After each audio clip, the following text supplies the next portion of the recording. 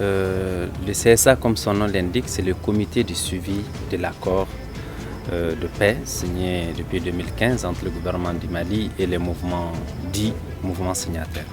Son rôle est extrêmement important et crucial parce qu'il consiste à faire un suivi de la mise en œuvre des différents engagements des parties, de veiller à ce que ces engagements soient vérifiables de manière pratique dans les différentes étapes de mise en œuvre de l'accord et de veiller également à ce que les différents volets de l'accord soient au même niveau d'importance pour leur mise en œuvre. Donc c'est un organe extrêmement important. C'est au sein de cet organe que sont réunis tous les membres de la médiation internationale, des représentants des mouvements signataires, CMA Plateforme et autres mouvements de l'inclusivité. Donc c'est vraiment un instrument déterminant dans la mise en œuvre de nos engagements respectifs pour le retour à la paix, à la stabilité et au vivre ensemble dans notre pays. Bon, c'est un moment extrêmement important pour moi parce que c'est un moment d'émotion, un moment d'un sentiment mitigé, de satisfaction, mais également de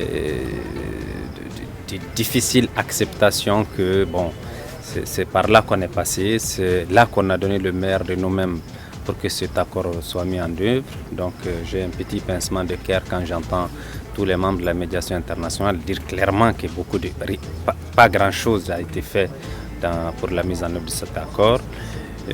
L'autre sentiment, c'est le fait que je me sépare de collaborateurs, d'amis et de personnes attachantes avec qui nous avons passé des moments intenses, pas toujours des moments faciles, mais des moments importants en termes de volonté, de détermination de faire avancer cet accord.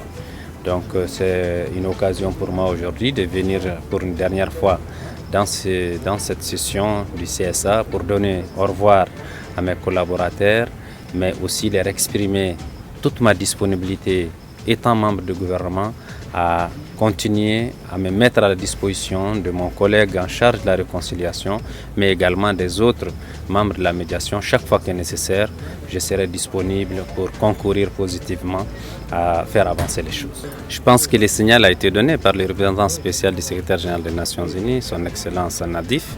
Il a clairement dit que c'est comme par coïncidence, la période intérimaire assignée dans cet accord, c'est 18 mois. Et il se trouve que la période de transition au Mali, c'est 18 mois. Donc il pense que, et ça, moi je partage cet avis, et si on mettait tout en œuvre pour que les 18 mois de la transition répondent aux attentes qui étaient là, qui étaient celles de la période intérimaire de 18 mois, et qu'à la fin de la transition, nous ayons vidé les différents volets qui étaient prévus pendant la période transitoire, je pense que nous serions facilement à 80% de la mise en œuvre de l'accord. Donc beaucoup de travail, il faut y aller. Nous avons 18 mois chrono pour y arriver.